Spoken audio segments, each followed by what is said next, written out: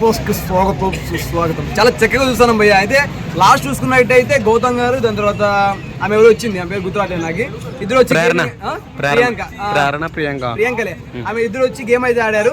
First దాంట్లో అయితే కళ్యాణ్ గారు హోమ్ మేట్ ఎవరైతే ఉన్నారో ఆయన గెలవడం జరిగింది. సెకండ్ అయితే బర్నీ గారు పోరాడారు కానీ అక్కడ విఫలమైతే అయ్యారు. కొద్దిగా ఫీల్ అయ్యారు, అంటే మా కూతురు వచ్చి చెప్పింది అని చెప్పి. మళ్ళీ మొన్నటి విషయం చూసుకున్నట్లయితే నాకు అసలు నాకు నచ్చలేకపోయింది ఏం చెప్పాలంటే.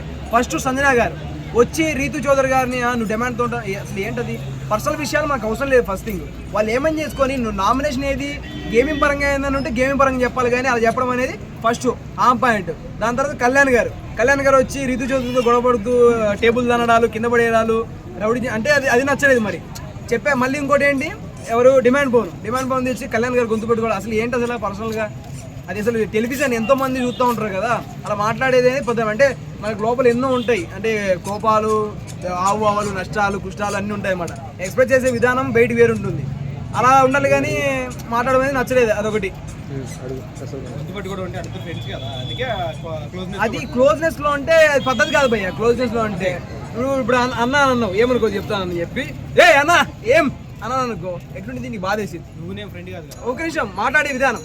ఇప్పుడు కలిసావు కదా, ఫ్రెండ్ అయిన తర్వాత చెప్పన్నా ఏంటన్నా బాగున్నావా, ఏం చేస్తావున్నా ఏం సంగతి అది నీట్గా మాట్లాడితే ఎట్లుంటుంది. ఇప్పుడు కళ్యాణ్ అంత ఈజీ పట్టుకుంటాం, ఎందుకు పట్టుకోడు, అలా ఏముండదు. అంటే వాళ్ళిద్దరి మధ్యకి గొడవ జరగలేదు. ఫస్ట్ వాళ్ళ ఫ్రెండ్సే, బెస్ట్ ఫ్రెండ్సే. కాకపోతే ఏంటంటే టెలివిజన్ లో వద్దు అలాంటివి.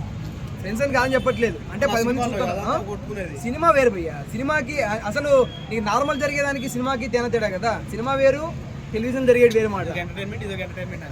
రియాలిటీ వేరు, రీల్ వేరు భయ్య. సినిమాలో జరిగేది వేరు, ఇది వేరు. అయితే బిగ్ బాస్ హౌస్ చాలా తక్కువ టైం.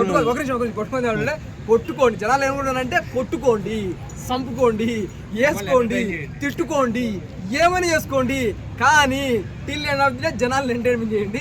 అది కావాలి. అందరూ అదే కోరుకుంటారు, ఆయన అదే కోరుకుంటున్నారు, మిగతా వాళ్ళు అందరూ అదే కోరుకుంటారు. అది కావాలి జనాలకి ఫస్ట్. అది బిగ్ బాస్ హౌస్ చాలా తక్కువ టైం ఉంది. అవును. ఇప్పుడు కొత్త వాళ్ళని లోపలికి ఎందుకు రానిచ్చారంటావు? అది అంటే ఎప్పుడు తీసుకొని రాలేదు కాబట్టి ఇప్పుడు తీసుకొచ్చారు అనుకోవచ్చు. అంటే కొద్దిగా వెరైటీ తీసుకొచ్చారు కదా, అలా అంతే. గేమింగ్ పరంగా ఎప్పుడు తీసుకోలేదు కదా అట్లా. తనుజ గురించి ఏం చెప్తాడు? తనుజ గురించి చెప్పాల్సిన అవసరం లేదు. కొద్దిగా అప్పుడప్పుడు ఏడుతుండేది, కానీ ఇప్పుడు ఎత్తుగా నవ్వుతానే ఉంది. కొద్దిగా వాళ్ళ చెల్లి ఎవరో వచ్చిన నుంచి ఆమె కొద్దిగా ముందుకెళ్ళాలి. కానీ ఆమె నామినేషన్ చేస్తా ఉన్నారు.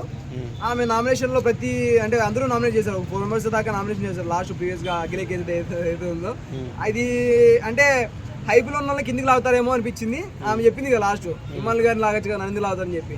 అలాగే లాగుతాను అనుకోవచ్చు, కానీ till end of the day ఇమ్మాన్ గెలుతాడు నేనైతే అనుకుంటాను. మరి అందరూ తనుజ అంటారు కదా బయట, వాళ్ళంటే అనుకోని పోయా, నేనైతే ఇమ్మాన్ అనుకుంటాను. ఇమ్మాన్ అయితే కానీ అంటే ఓటింగ్ మైనస్ లేకుండా వచ్చింది కదా, అంటే 1 వీక్ కదా నడిచింది, చాలా పెరిగిద్ది. చాలా మంది ఆర్మీ పర్సన్ కూడా వస్తాడేమో అని బయట అంటారు. నువ్వేమన్నా? ఎవరు?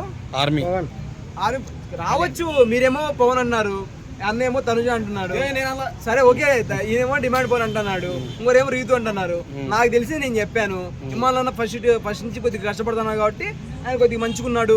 గేమింగ్ పరంగా అయితేనేమి, ఎంటర్టైన్మెంట్ పరంగా అయితేనేమి. 10 మందిలోకి వెళ్ళి ఇంకోటి మాట్లాడుకుంటే ఏంటంటే తనుజ గారు కూడా పడ్డారు. అక్కడ పోయి అమ్మా నువ్వు మాట్లాడింది పద్ధతిగా అని చెప్పాడు. కళ్యాణ్ గారు టేబుల్ తంతున్నాడు, ఆయన దగ్గరికి వెళ్ళి తనకూడదమ్మా పద్ధతి కాదు, అది మనం చాలా చూద్దామని చెప్పాడు. డిమాండ్ పైన గొంతు పెట్టుకుని వెంటనే ఆయన హక్ చేసుకుని, ఆయన హక్ చేయడం అంటే పక్కకి లాక్కెళ్ళి అలా చేయకూడదు మరి మాట్లాడదు చెప్తాను అనమాట.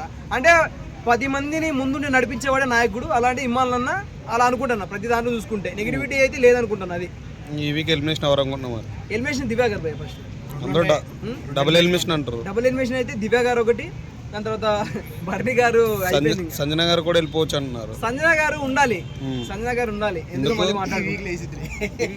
సంజన గారు లేదు, బర్నీ గారు ఏమో అనుకుంటాను నేనైతే. ఎందుకంటే ఆయన గేమింగ్ పరంగా కూడా కొద్దిగా డల్ అవుతున్నాడు ప్రతి చోట. ఆయన అయితే అనుకుంటా, మరి చూడాలి మరి ఎవరు వెళ్తారో తెలిసి.